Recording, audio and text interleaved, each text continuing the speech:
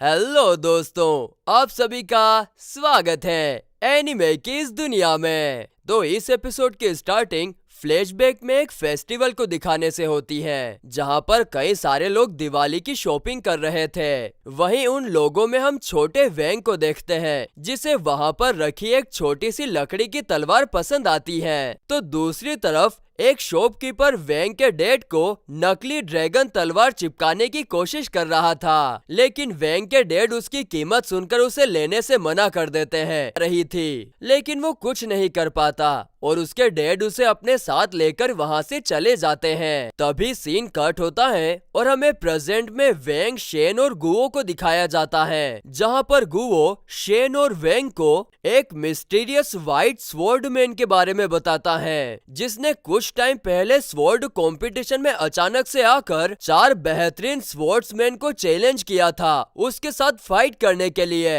वहीं फाइट शुरू होते ही मिस्टीरियस व्हाइट गर्ल ने एक ही सेकेंड में उन चारों को हरा दिया। इतना ही नहीं, उसने उन लोगों की तलवारें भी बैंड कर दी, जिसके बाद व्हाइट गर्ल ये कहकर वहां से चली गई कि मैं जिस तलवार को ढूंढ रही हूँ वो यहाँ पर नहीं है। अब ये सब सुनकर शेन को लगता है कि गुओ झूठ बोल रहा है, क्योंकि कोई भी स्वॉर्डमैन एक साथ 4 लोगों को नहीं हरा सकता। तभी टीचर वैंग और शेन को स्वॉर्ड प्रैक्टिस का, जिसे देखकर शेन बच्चों की तरह रोने लगता है। इधर वैंग को खुद को समझ नहीं आ रहा था कि उसकी तलवार ने ऐसा क्यों किया। तो दूसरी तरफ ठीक शेन और वैंग की तरह ही लीन और सून के बीच में भी स्वॉर्ड की प्रैक्टिस चल रही थी। इस दौरान हम सून के चेहरे पर परेशानी साफ साफ देख सकते हैं, क्योंकि उसकी तलवारें उसकी बातें नहीं सुन रही थी। जस्ट देन उसकी सारी तलवारें एक साथ वैंग पर अटैक कर देती हैं, लेकिन वैंग की तलवार उसे बचा लेती है। मगर अब सून की तलवारें और वैंग की तलवार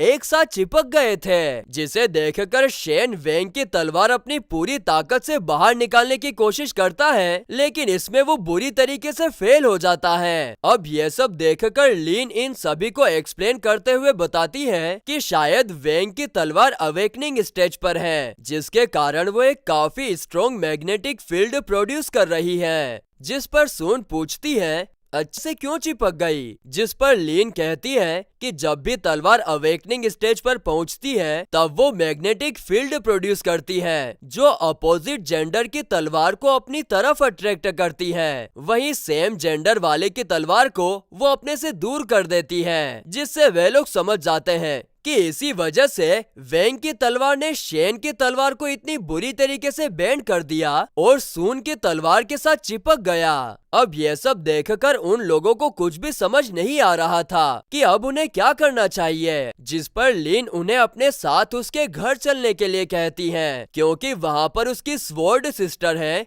जो स्वॉर्ड को रिपेयर करना काफी अच्छे से जानती है, और उसे यकीन है कि उसकी सिस्टर के पास इस प्रॉब्लम का कोई ना कोई सॉल्यूशन तो जरूर होगा। वहीं आगे हमें पता चलता है कि लीन अपनी सिस्टर के साथ स्वॉर्ड टॉम यानी तलवारों के कब्रिस्तान में रहती है, जिसे देखकर सब लोग हैरान रह जाते हैं, क्योंकि वहाँ पर कई सारी टूटी फूटी तलवारें बिखरी हुई थी। जिसके बाद लीन सभी को अपनी सिस्टर से मिलवाती है और शेन सिस्टर से उसकी तलवार को ठीक करने के लिए कहता है। जिसके बाद सब लोग अंदर जाते हैं, जहाँ पर सिस्टर शेन की तलवार को देखकर कहती है कि चिंता भी वैंग सिस्टर को अपनी तलवार निकाल कर दिखाता है, जो वापस सून की तलवारों से चिपक जानी चाहिए थी, लेकिन ऐसा नहीं होता, क्योंकि जिसे देख सून की तलवारें रोने लगती हैं, मानो उनका बॉयफ्रेंड उन्हें छोड़कर चला गया हो। आगे सिस्टर वैंग की तलवार को देखकर सभी को बताती है कि वो अपनी अवेकनिंग स्टेज पर है, लेकिन आज से पहले मैंने कभी किसी तलवार में से इतनी स्ट्रॉन्ग मैग्नेटिक फील्ड निकलते हुए नहीं देखी। आगे वे लोग बात कर ही रहे थे कि तभी जू अपने 2 साथियों के साथ वहाँ पर सिटी में सभी को चैलेंज करती घूम रही है, और ये चीज सिटी के लोगों के लिए अच्छी नहीं है, इसीलिए हम उसे पकड़ने के लिए गए थे, लेकिन उसकी तलवार ने हम तीनों की तलवार को बैंड कर दिया। जिसे सुनकर शेन और गुओ हैरान रह जाते हैं, और गुओ जू से पूछता है कि व्हाइट गर्ल के पास किस किस्म की तलवार है, जिस पर जू कहता है कि उसके पास एक छोटी सी लकड़ी की तलवार है और जैसे ही हम उसके पास गए तो उसकी तलवार की मैग्नेटिक फील्ड के कारण हमारी तलवार उसकी तरफ खींची चली गई और फिर बेंड हो गई, जिसे सुनकर सारे लोग वेंग की तरफ देखने लगते हैं क्योंकि ऐसा ही सेम किस्सा अभी अभी उन लोगों के साथ भी हो चुका है। तभी जू को व्हाइट गर्ल के आने की खबर मिलती है, जिसे सुनकर अपने हीरोज भी उनके साथ लड़ने जाने की बात करते हैं क्योंकि जू और उसके साथियों की तलवार अब किसी काम की नहीं रही थी, जिस पर जू भी एग्री करता है। तो दूसरी तरफ हम व्हाइट गर्ल को